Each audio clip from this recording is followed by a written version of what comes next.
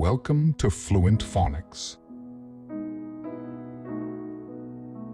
Today, we will learn how to pronounce the word monopolies.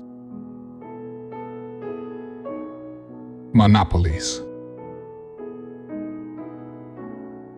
Monopolies. Monopolies.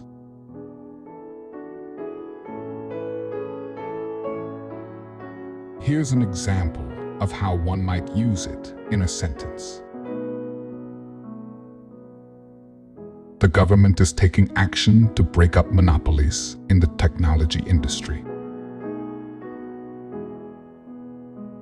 Monopolies refer to situations where a single company or group controls a market, leading to limited competition and potential negative impacts on consumers.